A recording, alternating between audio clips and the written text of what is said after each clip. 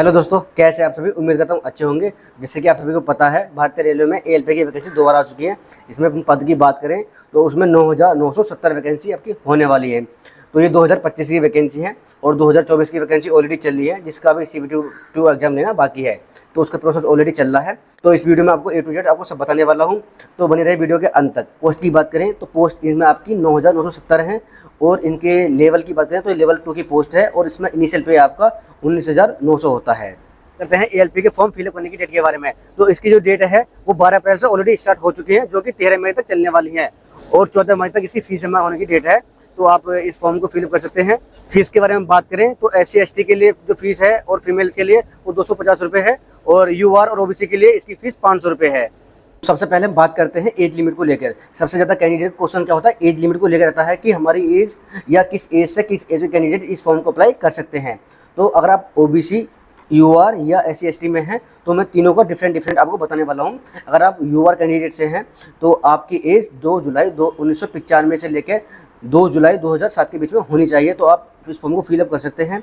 या आप OBC candidate हैं तो आपकी एज 2 जुलाई 1992 से 2 जुलाई 2007 के बीच में है, तो आप इस फॉर्म को अप्लाई कर सकते हैं। अगर आप SC/ST के कैंडिडेट हैं तो आपकी एज 2 जुलाई 1990 से 2 जुलाई 2007 के बीच में है, तो आप इस फॉर्म को फिलअप कर सकते हैं। और नॉर्मल एज डिफरेंट की बात करें तो आपकी जो मिनिमम एज है वो आपकी 18 वर्ष और मैक्सिमम एज आपकी 30 वर्ष होनी चाहिए। तो अब हम बात करते हैं इस पोस्ट के बारे में। लोको पायलट की जो स्टार्टिंग जॉब होती है वो एएलपी होती है। एएलपी के थ्रू ही ये जाते हैं। इनका प्रमोशन कैसे होता है वो हम आगे अब आपको बताएंगे। असिस्टेंट लोको पायलट कैसे लोको पायलट बनता है। तो हम बात करते हैं आपके पास में क्या क्या क्वालिफिकेशन होनी चाहिए, कौन किस क्वालिफिकेशन के साथ आप इस फॉर्म को अप्लाई कर सकते हैं। तो आप 10th पास प्लस ITI हैं या आपके पास 10th पास या अप्रेंटिस किया हुआ है किसी भी रिलेटेड ट्रेड से जो भी इसमें दी हुई हैं, या फिर आपके पास में कोई भी इंजीनियरिंग का डिप्लोमा है टेक्निकली, तो आप इस फॉर्म को अप्लाई कर सकते हैं। अब हम बात करते हैं इसके सिलेक्शन प्रोसेस के बारे में। तो आपका सिलेक्शन प्रोसेस कैसे होने वाला है।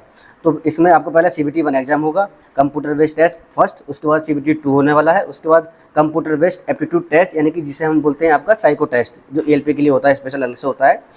और इसके बाद आपका डॉक्यूमेंट्स वेरिफिकेशन, उसके बाद मेडिकल एग्जामिनेशन। ये एक मोटा आपका प्रोसेस है जिसमें आपकी 5-6 प्रोसेस हैं जो आपके होने वाली हैं। इसके बाद हम बात करते हैं आपके सिलेबस के बारे में। सिलेबस आपका क्या होने वाला है। इसका जो सिलेबस है CBT 1 के लिए थोड़ा डिफरेंट और CBT 2 के लिए थोड़ा डिफरेंट होने वाला है। तो हम पहले CBT 1 के बारे में, फिर उसके बाद CBT 2 के बारे में बात करेंगे सिलेबस के बारे में। तो अगर हम CBT 1 के सिलेबस की बात करें तो इसमें आपका math, reasoning, GS and general science होने वाली है। 75 क्वेश्चन होंगे। 75 क्वेश्चन के लिए 75 से मार्क्स होंगे, जिसमें आपका 1 घंटे का समय होने वाला है और 1/3 की नेगेटिव मार्किंग आपकी होने वाली है। बात करते हैं इसमें CBT 2 के बारे में। जो CBT 2 है उसका जो आपका पार्ट 1 और पार्ट 2 ये दो में होता है। पार्ट A होगा, उसमें आपका मैथ, रीजनिंग और जनरल साइंस आपके उसमें क्वेश्चंस आने वाले हैं। और पार्ट B में आपकी जो भी रिलेटेड टेस्ट, जो भी आपकी रिलेटेड ट्रेड है, ITI में जो भी आपके पास ट्रेड रही थी उस ट्रेड से रिलेटेड क्वेश्चंस पूछे जाएंगे आपके पार्ट B में। और जो पार्ट B है वो आपका क्वालिफाइड नेचर का होने वाला है सिर्फ। तो CBT 2 में जो पार्ट A है उसकी हम बात करें तो उसमें 100 क्वेश्चन होने वाले हैं, जिसमें आपका 1.5 घंटे का टाइम दिया जाएगा, लगभग 90 मिनट्स आपको दिए जाएंगे। और पार्ट B की बात करें तो उसमें आपको 75 क्वेश्चन होंगे, उसमें आपको 6 मिनट का टाइम दिया जाएगा, यानी कि 1 घंटा का टाइम दिया जाएगा। तो CBT 2 में टोटल क्वेश्चन की बात करें तो इसमें आपके 175 क्वेश्चन होने वाले हैं और 2.5 घंटे का टोटल समय रहेगा। उसके बाद कंप्यूटर बेस्ड एप्टीट्यूड टेस्ट यानी कि जिसे हम बोलते हैं आपका साइको टेस्ट, जो ELP के लिए होता है, स्पेशल अलग से होता है।